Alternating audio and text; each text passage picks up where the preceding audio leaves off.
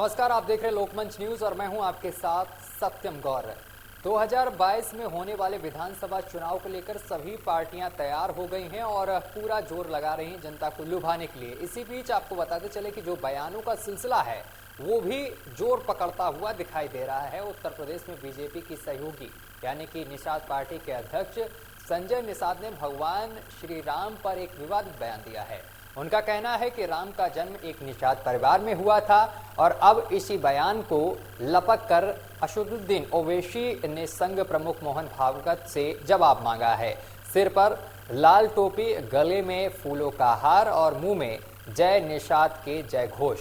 चित्रकूट की धरती पर निषाद पार्टी के अध्यक्ष यानी कि संजय निषाद का कार्यकर्ताओं ने जोर शोर से स्वागत किया।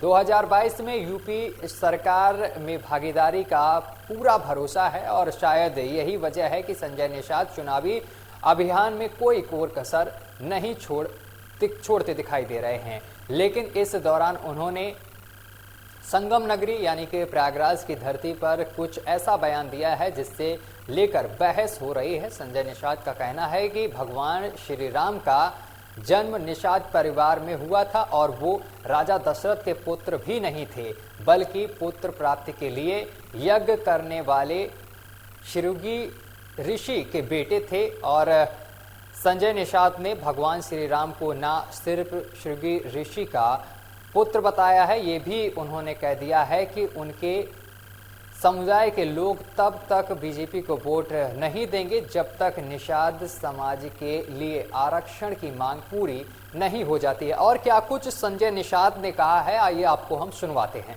धर्म शास्त्र कहता है, मेरा इतिहास कहता है। इतिहास से प्रेरणा मिलती, प्रेरणा से जागृति होती, जागृति से सोच विकसित होती, सोच से संगठन बनता, उसमें शक्ति होती, सत्ता में परिवर्तन होता है। उस समय सत्ता में धोखेबाजी से परिवर्तन हुआ था। अब राम और निषाद राज का जो जन्म है वह मखौड़ा घाट पर नियोग उत्कृष्ट कामी जग में नियोग विधि से खीर खिलाने के बहाने हुआ।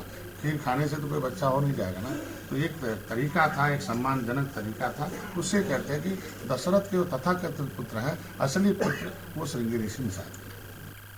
तो आपने संजय निषाद का बयान सुना। अब चलते हैं चर्चा पर। हमारे साथ अलग अलग जिले से हमारे संवाददाता जुड़ गए हैं जिनसे हम ये जानने की कोशिश करेंगे कि उनके जिले में किस तरीके की तस्वीर हुई है बीजेपी को लेकर और अन्य पार्टियों को लेकर। सबका परिचय एक बार करवा देते हैं। हमारे साथ निखिल रस्तोगी जो कि लखनऊ से सीधा लाइव जुड़ गए हैं और संवाददाता शाहजहांपुर से नरेंद्र हमारे साथ जुड़े हुए हैं और इसी के साथ भानु सिंह चंदेल जो कि उन्नाव से हमारे साथ जुड़े हुए हैं। सबसे पहले निखिल का रुख करेंगे। निखिल, तैयारियां तेजी पर चल रही हैं जो कि सहयोगी पार्टी कही जाती है बीजेपी की निषाद पार्टी। निषाद पार्टी से संजय निषाद ने एक बयान दिया है, श्री राम को लेकर विवादित बयान दिया है, जिसको लेकर अब यहां पर वार पलटवार का जो सिलसिला है वो तेज हो गया है। AIMIM के जो अध्यक्ष हैं असदुद्दीन ओवैसी ने मोहन भागवत से इसका जवाब भी मांग लिया है। निखिल जी, आपको बताएं, संजय निषाद बीजेपी के साथ समर्थन में खड़े हुए लगातार नजर आ रहे हैं। लेकिन बात करें जिस तरह से बयान दिया है, कहीं ना कहीं बीजेपी के लिए ये मुश्किल बड़ा समय हो सकता है क्योंकि कुछ महीने बाद चुनाव है और इसी बयान को लेकर आम जनता के दिमाग में क्या करता है ये तो देखने वाली बात है। लेकिन आम जनता के राम एक आस्था का विषय है, उनको नाराजगी से मतलब है ना किसी चीज से मतलब, उनको राम मंदिर से मतलब था जो कि राम मंदिर अब बन रहा है क्योंकि राम भगवान हर एक के दिल में बसते हैं। कहीं भी कोई पैदा होता है या मरता है तो राम का नाम जरूर उसके मुंह से आता है। तो सबसे बड़ी बात है कि राम को लेकर जिस तरह से राजनीति तेज होती चली जाती है ये कहीं ना कहीं आने वाले कुछ लोगों के लिए समस्या खड़ी कर सकती है। अब देखने वाली बात यह है कि किसके लिए कितने कार्य में समस्या खड़ी होती है।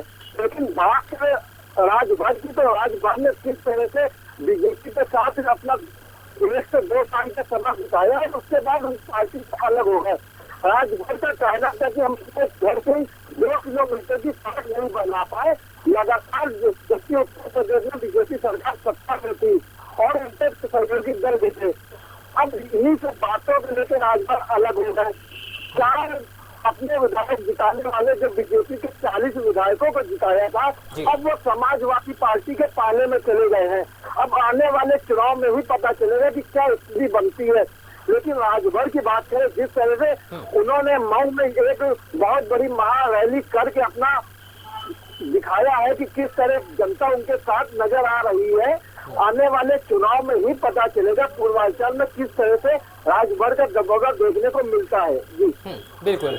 हमारे साथ लखनऊ से हमारे संवाददाता भानु सिंह चंदेल भी सीधा हमारे साथ लाइव जुड़े हुए हैं। भानु, जिस तरीके से चुनाव नजदीक आते हैं, कहीं ना कहीं पार्टियां राम का सहारा लेती हैं, जातिवाद का प्रयोग करती हैं, हिंदू मुसलमान करती हैं, और इसी बीच निषाद पार्टी की तरफ से एक बयान सामने निकल कर आया है। श्री राम को लेकर विवादित बयान दिया है। उन्होंने कहा है कि जो श्री राम है वो इसको लेकर यहाँ पर उनका जो बयान विवादित बयान आया है, इसको लेकर जो विपक्षी पार्टियां हैं वो जवाब मांग रही हैं। वार पलटवार का जो दौर है वो शुरू हो गया है, क्या कहेंगे?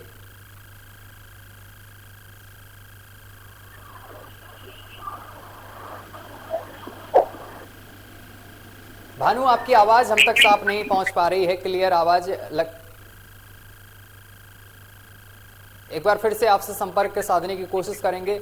लेकिन निखिल, जिस तरीके से 2022 का चुनाव बेहद नजदीक समय आता जा रहा है, 3 महीना का करीब समय बचा हुआ है चुनाव को होने में, लेकिन क्या लगता है कि यहाँ पर जो पार्टियां हैं, अगर बीजेपी की बात की जाए तो बीजेपी कहां पर दिखाई दे रही है? आखिर लखनऊ की जनता का क्या कुछ कहना है?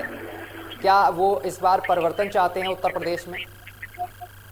निखिल, आपको बता दें, समाजवादी की पार्टी की बात करें तो वो भी विकास और स्वास्थ्य को लेकर चुनाव लड़ी थी 2017 में। और बात करें बीजेपी पार्टी की तो बीजेपी भी कहीं ना कहीं स्वास्थ्य कानून व्यवस्था को लगातार मुद्दा बना के चुनाव लड़ी थी। लेकिन बीजेपी को इसमें जीत हासिल होती है क्योंकि उस समय बीजेपी की लहर लगातार बढ़ रही थी, हर दिन से मोदी का काम था। लेकिन अब बात करें उत्तर प्रदेश में कहीं ना कहीं विकास की बात करें, अगर कानून व्यवस्था की बात करें तो आम जनता सही है। कोरोना काल में जिस तरह से स्थिति बनी थी बीजेपी सरकार लेकिन वो कहीं ना कहीं पीछे हटती नजर आई थी। बात करें स्वास्थ्य विभाग में जिस तरह से लाखों का अपराध देखने को मिला था, समाजवादी पार्टी की बात करें तो समाजवादी पार्टी लगातार बीजेपी से इन्हीं मामलों में से आड़े हाथों लेती रही है। लगातार अपने एक बार गिरफ्तारी भी हो चुकी है, दूसरे बार भी गिरफ्तारी हो चुकी है। हालांकि जनता के दिनों में क्या चल रहा है देखने वाली बात है, लेकिन अखिलेश यादव अपने लगातार चर्चा की तरह है कि हम सुधार नहीं लगता है जितना विकास समाज ठीक विकास में नहीं हुआ है। बात करें चुनाव के आते आते कहीं ना कहीं दल बदल की राजनीति चालू हो चुकी है। बीएसपी को लगातार समाजवादी पार्टी ने खोखला करते हुए नजर आ रहे हैं। कई विधायक समाजवादी पार्टी में शामिल हो रहे हैं। बात करें कांग्रेस को भी कहीं ना कहीं कांग्रेस को भी समाजवादी पार्टी की सरकार देती हुई नजर आ रही है। जी ठीक है भानु, जिस तरीके से महंगाई और इसके बाद कोरोना जो आया, कोरोना को लेकर क्या लगता है इसका फायदा विपक्ष को आने वाले चुनाव में मिलेगा? बिल्कुल सत्यम। देखो, एक बार लोकतंत्र के माहौल में अगर हम बात करें चुनाव बराबर लगातार होते हैं, लेकिन जैसे जैसे चुनाव यानी विधानसभा की कुर्सी पाने के लिए कोई भी कुछ कर गुजरने को तैयार है। यानी कि किसी को राम प्यारे हैं, किसी को रहीम प्यारे हैं, किसी को जिन्ना प्यारे हैं, किसी को अब ये मान लीजिए सबकी अलग अलग मुहिम है।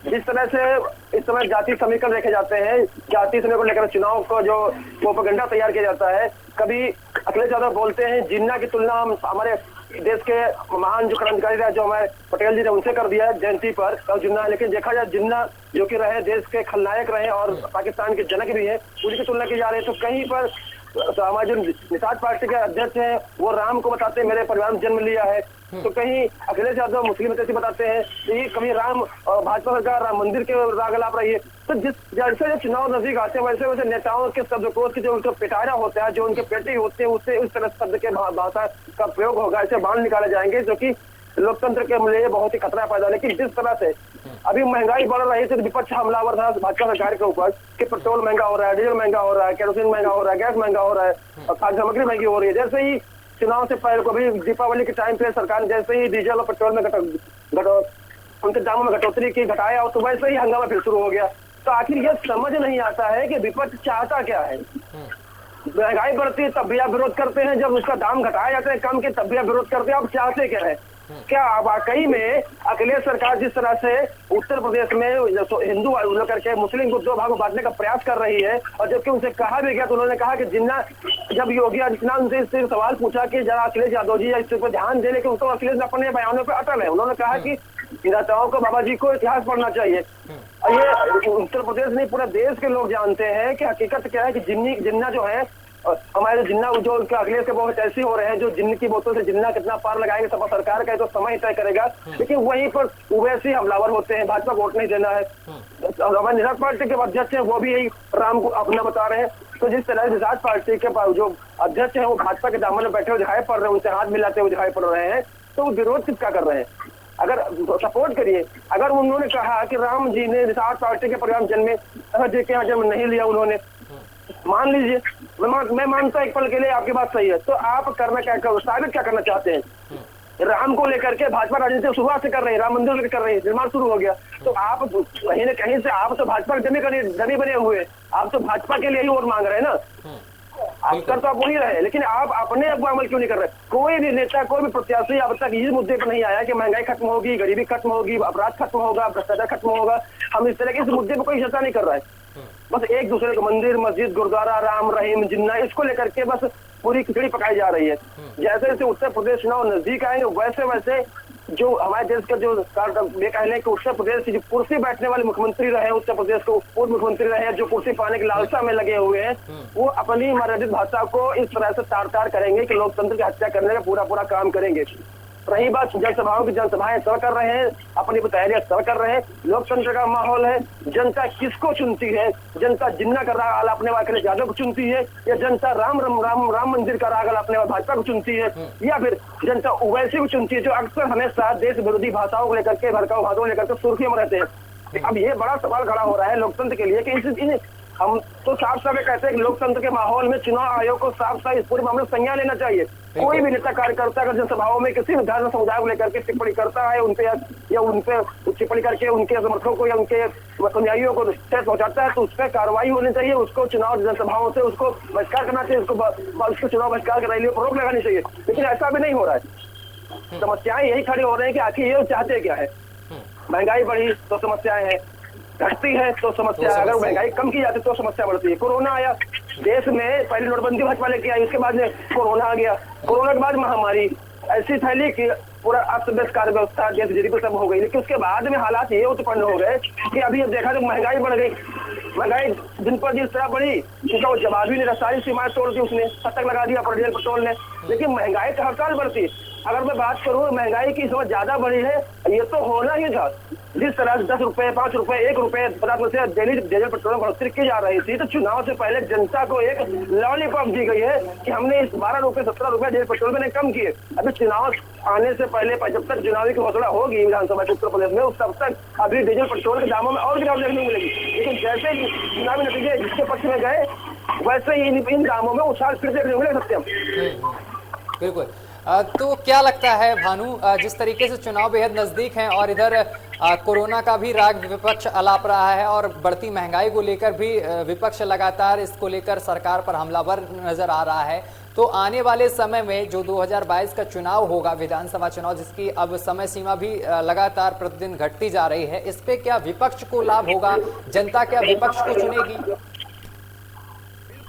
चुनाव मैंने पहले भी कहा था, 2022 चुनाव नजदीक है। धीरे धीरे चुनावी समीकरण जो समय सीमा समाप्त हो रही है, लगभग पार्टियां अपने दर पर मैदान उतर चुकी है, सब अपना परचम लगाने का प्रयास किया, जनता को आकर्षित करने का, प्रभावित करने का प्रयास कर रही है, लगातार कर रही है, और अक्सर ऐसा होता आया है। लेकिन उत्तर प्रदेश की कुर्सी पर किसके सर ताज? क्या वाकई में उत्तर प्रदेश जनता अखिलेश यादव कार्यकाल के विकास को देखते उन्हें पुनः ताज देगी, या फिर योगी आदित्यनाथ का जो ठोक दो वाली इनकी जो राजनीति है, जो लोग अपराध लेकर जिसको ठोक दो राजनीति अपना रहे, क्या उनको पुनः चुनती है? या दिलचस्प क्योंकि कांग्रेस का तो कोई पता नहीं है, बहन जी तो पता ही नहीं कहाँ है, बहन जी क्या करेंगे कुछ पता ही नहीं। वैसे तो सिर्फ खेल बिगाड़ने में लगे हुए हैं, वही काम हमारे करेंगे अध्यक्ष महोदय निषाद पार्टी के। चुनाव तो होने वाला है, पर इनका ये भरोसा नहीं कब किससे गठबंधन कर ले, चोर मौसोरे भाई कब आपस में बन जाए, कौन किससे गठबंधन कर ले, कुछ पता ही नहीं है। एक एक मंच से अलग अलग मंच से एक दूसरे की बुराइयां करते हैं, मतभेद करते हैं, टिप्पणी करते हैं, अमर्यादित भाषाओं का प्रयोग करते हैं, लेकिन कब किसके कौन किसकी गोदी लाके बैठ जाए कुछ का पूरा पता नहीं है। हमें आपको बता दें, क्योंकि हिंदू मुस्लिम जातिवाद का चुनाव संग्राम अब से कुछ समय से भाजपा सरकार सत्ता में आई तब से शुरुआत हुई, क्योंकि भाजपा ने हिंदू को लेकर के या राम मंदिर को लेकर के चुनाव लड़ा और उसको जनता समर्थन मिला और उन्होंने लगभग उस मामले जितना उन्होंने वादा किया उसका खरे में उतरते दिखाई पड़े। कोरोना महामारी या ये महंगाई है तो एक अलग विषय हो जाता है। तो वही राग अब अलापना शुरू कर दिया विपक्षी दलों ने। कभी राहुल गांधी जनेऊ पहन लेते हैं, अखिलेश यादव कभी टोपी लगा लेते हैं। निषाद महोदय जो है अभी तक उनको राम को पता ही नहीं था, उनके कौन है, अब उनको पता है राम महोदय मणिपुर में जन्मे थे। आप बताइए, तो ये आखिर ये कहना क्या चाहते हैं? कुर्सी पाने के लिए इतना मत अपनी मर्यादा गिराइए कि लोग आपको देखना पसंद ना करें। अगर आपने अच्छा कार्यकाल किया होता, सत्ता किसी का हाथ, क्या सत्ता सरकार बसपा को नहीं मिली? बसपा गवर्नमेंट के लोग क्या मुख्यमंत्री मायावती नहीं बनी उत्तर प्रदेश की, अखिलेश नहीं बनी, मुलायम सिंह नहीं रहे, बने ना, लेकिन आपके कार्यकाल को जनता ने नकार दिया। अब देखना दिलचस्प होता है 2022 के चुनाव में जनता कितना भाजपा के कार्यकाल को इनके योजना रही, उनका जो विकास रहा, उनका जो कोरोना के खिलाफ महामारी के खिलाफ उनका जो योजना रही जिसे वो लड़े, कितना उसको स्वीकार करती है, कितना अखिलेश के लैपटॉप और हाईवे उनके भड़काऊ भाषण लेकर स्वीकार करती है। तो समय ऐसा है, लेकिन निश्चित रूप से आने वाले समय में चुनावी संग्राम दिन प्रतिदिन बढ़ेगा और लोगों के जवान से अमर्यादित भाषाओं का इस तरह बाढ़ छूटेंगे कि वाकई में लोकतंत्र की हत्या होगी, लोकतंत्र संसार होगा, सुनिश्चित है। बिल्कुल। निखिल हमारे साथ लगातार बने हुए। निखिल, जिस तरीके से अभी भानु ने भी बता डाला, बहुत सी चीजें सामने रख दी कि किस तरीके से यहाँ पर विपक्ष राजनीति खेल रहा है। जो 2022 का चुनाव है इसको लेकर अक्सर कर जब अखिलेश यादव संबोधन करते हैं या फिर किसी प्रेस कॉन्फ्रेंस में बैठते हैं तो अक्सर कर वो बीजेपी पर हमलावर होते हैं और एक बात वो कहते नजर आते हैं कि हमारी सरकार ने जो कार्य किए हैं उसका उद्घाटन सिर्फ बीजेपी सरकार ने किया है, बीजेपी सरकार अपने काम बताए। तो क्या लगता है जिस तरीके से वो बयान देते हैं तो जो सपा की सरकार है उसमें काम अच्छे हुए हैं, उनका कहने का मतलब है, और बीजेपी की सरकार में केवल उद्घाटन किए गए हैं जो सपा में कार्य हुए हैं? जी, आपको बता दें, अगर बावर्ची भी खाना बनाता है तो वो अपना खाना कभी खराब नहीं करता कि हमने खाना खराब बनाया है, और शादी में सब लोग खा के चले जाते हैं। अब बात करें समाजवादी पार्टी की, तो जब उनकी 5 साल सत्ता में थे तो उन्होंने अपने विकास की बात कही और काफी विकास हुआ। केवल बीजेपी फीता कामने का काम कर रही है, लेकिन उत्तर प्रदेश में कई सड़कें बनी है, इसका विकास करा गया है। ऐसा नहीं है कि विकास बीजेपी सरकार ने नहीं किया, पूरा समाजवादी पार्टी ने किया विकास, और सरकार बनेगी वो जनता पे सहूलियत देने की कोशिश करती है। बस ये बात एक दूसरे को हमलावर होने की हैसियत इन्होंने नहीं किया, इन्होंने किया। अब जनता को सोचना है कि उन्होंने सरकार के आगे विकास देखने को मिला है, किसके आगे विकास देखने को नहीं मिला है। बात करें कोरोना काल में, कहीं ना कहीं कोरोना काल में स्वास्थ्य विभाग के मामले में तीसरी हत्या नजर आई थी, लेकिन स्थिति नियंत्रण में कर ली थी। अब किस पार्टी ने तीसरा क्या किया तो उनकी सत्ता को लेने से कोई पता चलता है, लेकिन जनता का मूड क्या है नहीं आ सकता है जब तक आचार संहिता नहीं लगेगी। और कितने नेता इधर से उधर कुर्सी छोड़ के भागते हैं। तो वैसी की बात करें, वैसे भी देखना ये कि वो सीटों पे कहाँ चुनाव लड़वाते हैं अपने प्रत्याशियों को। लेकिन शिवपाल यादव की बात करें तो शिवपाल यादव भी अखिलेश यादव से कह चुके कि जब तक समाजवादी पार्टी हमसे गठबंधन नहीं करेगी तब दीपावली में एक बयान दे दिया है, हमारा शिवपाल यादव से गठबंधन होगा। और वो कितनी सीटों पे होता है ये देखने वाली बात है। राष्ट्रीय लोकदल की बात करें तो कहीं ना कहीं समाजवादी पार्टी को उनसे भी गठबंधन होने की चर्चा है, लेकिन कांग्रेस से उनकी मुलाकात राष्ट्रीय लोकदल की चर्चा का विषय इसी को देखते हुए समाजवादी पार्टी ने कह दिया हम राष्ट्रीय लोकदल से गठबंधन करेंगे और कितनी सीटों पर लड़ेंगे वहाँ बातचीत होने के बाद ही पता चलेगा। अब देखना यह कि छोटे दलों से समाजवादी पार्टी गठबंधन कर रही है, कितने सीटों पर मिलती है। चलिए, आप तीनों का बहुत बहुत शुक्रिया हमारे साथ जुड़ने के लिए और तमाम बातचीत करने के लिए और इस चर्चा का हिस्सा बनने के लिए। तो आपको बता दें चलिए 2022 चुनाव को लेकर जो विवादों का सिलसिला है अब वो शुरू हो गया है। बयान यहाँ पर विवादित बयान दिए जा रहे हैं, लेकिन कई जो पार्टियां हैं वो अब गठबंधन की तरफ रुख कर चुकी हैं, जैसे कि समाजवादी पार्टी के साथ कई पार्टियां जुड़ चुकी हैं और एक मजबूत पार्टी बनकर कहीं ना कहीं समाजवादी पार्टी बीजेपी के सामने खड़ी होती हुई दिखाई दे रही है। देखना ये होगा कि 2022 के जो चुनाव के नतीजे आते हैं उसमें कौन विजयी साबित होता है। फिलहाल मेरे साथ अभी के लिए बस इतना ही। देश दुनिया की तमाम खबरें देखने के लिए देखते रहिए लोकमंच न्यूज।